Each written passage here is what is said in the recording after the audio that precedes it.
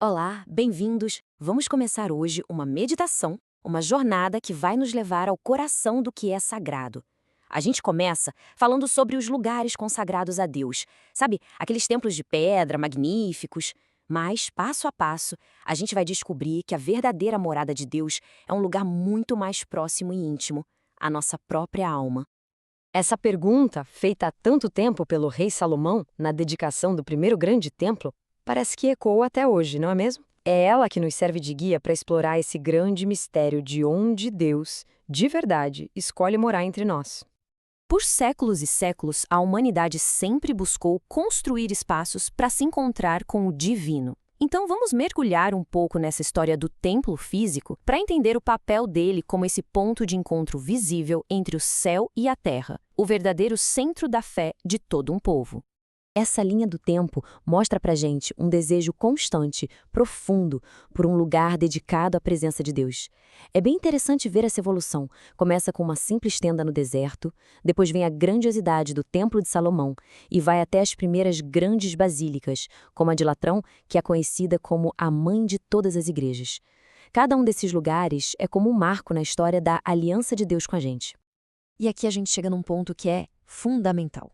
Essas construções, por mais incríveis que sejam, são muito mais do que só pedra e argamassa. Elas, na verdade, são um símbolo poderoso da comunidade, dos fiéis, de nós, as pedras vivas que formam a verdadeira igreja, o corpo de Cristo.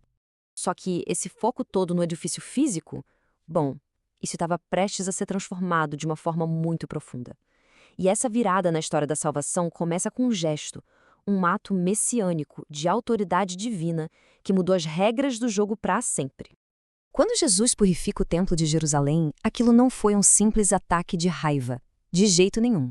Foi, na verdade, a manifestação de um zelo, de uma paixão ardente pelo verdadeiro propósito da casa do Pai, que deveria ser um lugar de oração para todos os povos.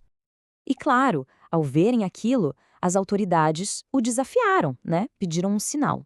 E a resposta que Jesus dá é uma profecia que vai abalar as estruturas, mudando completamente a nossa compreensão sobre a adoração e sobre onde Deus habita.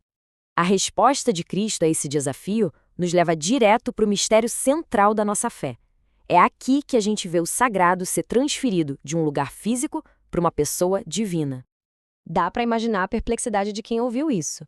Eles logo pensaram no Templo de Herodes, aquele prédio imenso que levou 46 anos para ser construído. Como assim levantá-lo em 3 dias? E aqui está a chave para a gente entender tudo, a grande revelação. O verdadeiro, o novo, o eterno templo, a morada definitiva de Deus entre nós, é o próprio corpo de Cristo. Exato. O próprio Cristo é o cumprimento de todos os templos que vieram antes. Ele é a morada final de Deus entre nós, uma morada que se tornou perfeita e eterna com a sua ressurreição.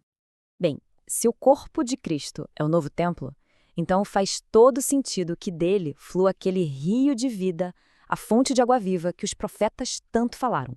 Um rio de graça que mata toda a nossa sede. O profeta Ezequiel, lá no Antigo Testamento, já tinha tido essa visão incrível de um rio que saía do templo. E não era um rio qualquer, ele trazia vida por onde passava, curava as águas e fazia nascer árvores que davam frutos e remédio. E onde é que essa visão tão antiga se cumpre de forma perfeita e definitiva? Na cruz, exatamente lá, quando o novo templo, o corpo de Cristo, é transpassado e do seu lado aberto jorram sangue e água. Essa é a fonte inesgotável da nossa salvação. E esse rio da graça não parou de correr, não. Ele continua fluindo hoje através dos sacramentos da Igreja.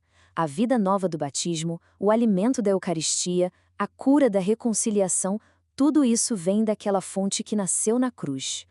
E assim, essa nossa jornada que começou lá no Templo de Pedra, nos levou ao corpo de Cristo. E agora? Agora ela chega ao seu destino final. O mais íntimo, o mais pessoal de todos. O templo da nossa própria alma. Pelo batismo, cada um de nós é como que enxertado em Cristo.